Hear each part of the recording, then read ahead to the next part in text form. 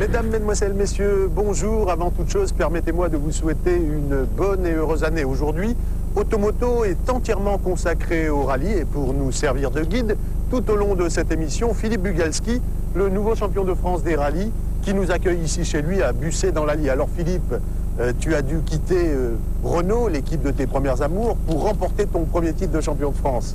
Oui, c'est vrai qu'il arrive peut-être un peu tard pour certains, mais c'est une belle victoire grâce à Citroën qui avait mis tous les moyens cette année pour le faire.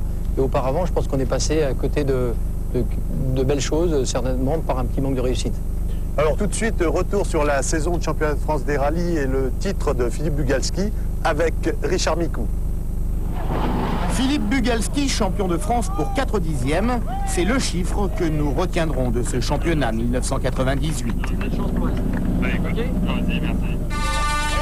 C'est au rallye d'Antibes en effet que le pilote Citroën a repoussé l'échéance, là où Simon Jean-Joseph, son rival, aurait pu définitivement faire basculer la balance en sa faveur. Ce 25 octobre restera donc comme le tournant de la saison. Restait alors à Bugalski de continuer sur sa lancée aux Cévennes, puis au Var, avec toujours plus de pression sur les épaules, vu l'avance de Simon Jean-Joseph au championnat.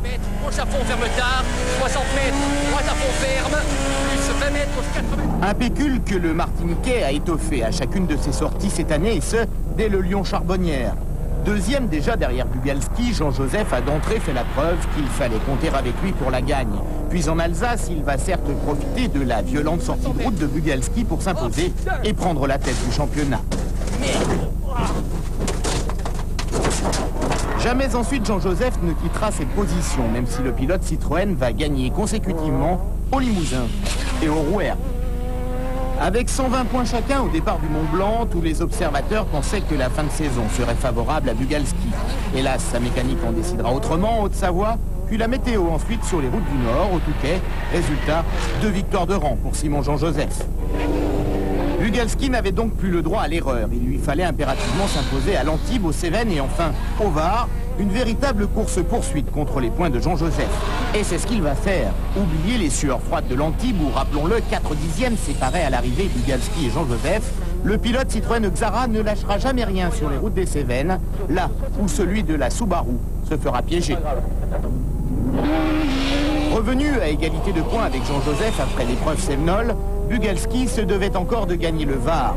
Mais l'explication avec son adversaire n'aura finalement pas lieu vu l'incroyable domination affichée par le pilote de la Xara Car qui va s'imposer avec plus d'1 minute d'avance et ainsi décrocher le titre de champion de France. Derrière Bugalski et Jean-Joseph, les deux animateurs de cette édition 1998, le troisième homme se nomme Patrick Magot. Équipier de Bugalski chez Citroën, Magot a vraiment manqué de réussite cette année.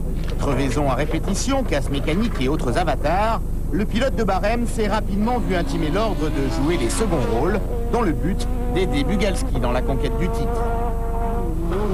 Engagés sur des Renault Maxi Mégane semi-officiels, Marc Champeau et Benoît Rousselot effectuaient une année d'apprentissage à ce niveau de la compétition. Malheureusement, jamais ils n'ont été en mesure de jouer la gagne. Les deux équipiers terminent respectivement 4e et 5e du classement final. Eddy Mercier, pour sa part, a marqué de son empreinte le groupe N. Ses 2 victoires et sa régularité lui valent d'occuper la 6e place finale du championnat, une catégorie où Fabien Véricel s'est révélé en début de saison avant de jeter l'éponge faute de budget, ou encore Xavier Fressoz au Mont Blanc, 5e du scratch, la meilleure performance d'une groupe N cette saison. Éric Rousset, quant à lui, succède à Simon Jean-Joseph au palmarès du classement amateur. Avec sa vieille BMW M3, l'homme du Limousin a effectué de très beaux coups d'éclat. Philippe, tu as remporté 6 rallyes cette saison et Simon Jean-Joseph 3. Pourtant, le titre s'est joué au cours de la dernière épreuve au rallye du Var. Pourquoi ? Bien, on a manqué un peu de réussite à une période de la saison où j'abandonne 2 fois sur des problèmes mécaniques et puis 1 fois sur une sortie de route. Donc 3 résultats blancs, 3 résultats nuls. Pendant ce temps-là, Simon, lui, marquait des points en championnat. Il n'y a pas que les chevaux vapeur dans la vie de Philippe Bugalski, il y a aussi des vrais chevaux, 2 juments de race frisonne que l'on découvre ici dans son écurie à Bussé. Elles sont superbes. Philippe, elles ont quel âge ces juments ? Eh bien, elles ont 3 ans et puis 1 an et demi. Ce sont des juments frisonnes qui appartiennent surtout à ma femme parce qu'elle s'en occupe beaucoup. Et donc voilà, c'est un moyen de se changer les idées. Je pense à la campagne, les chevaux, c'est vraiment très sympa.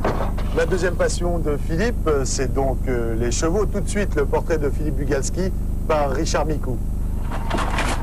Les chevaux, mais aussi le lama. Chez les Bugalski, on aime les animaux, et ce n'est pas le chat qui dira le contraire. Busset dans l'Allier, c'est donc ici que Philippe Bugalski décompresse en dehors des compétitions, en compagnie de sa femme, Béatrice, et de ses filles, Marine et Victoria. C'est ici aussi, dans le garage familial, que Philippe Bugalski s'est pris de passion pour la mécanique. Plus assidu de l'atelier que des bancs de l'école, Petit Bug va très rapidement s'intéresser à la préparation avant de se jeter dans le bain de la compétition à 19 ans. 1982 marque donc ses débuts avec une Golf GTI, puis ensuite avec une Renault 5 Turbo. Ces coupes synonymes de victoire et place d'honneur, gagnées en 16 années de compétition, c'est son père qui les collectionne avec soin. Toutes ou presque ont été acquises avec Renault, tant en groupe N qu'en groupe A, depuis 1983. Ses résultats en France lui ont d'ailleurs ouvert les portes du championnat du monde. C'était en 1992 avec Lancia. 3 rallyes disputés avec à la clé une 3e place décrochée en Corse. Malheureusement pour lui, la confiance des Italiens s'arrêtera là. Et le voici donc de retour en France avec Renault, pour le plus grand plaisir de ses supporters.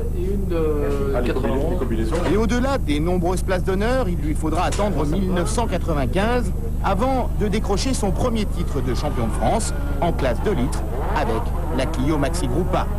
1996 et 97 avec la Mégane Maxi, jamais il ne parviendra à ses fins. Vice-champion à 2 reprises, son meilleur souvenir certainement sa victoire en Corse 96. 1998 enfin, son passage chez Citroën sera ponctué de 6 victoires et de ce titre qui manquait à son palmarès. 35 ans depuis juin, Philippe Bugalski s'offre actuellement quelques jours de repos en famille avant de s'attaquer aux reconnaissances du Monte-Carlo.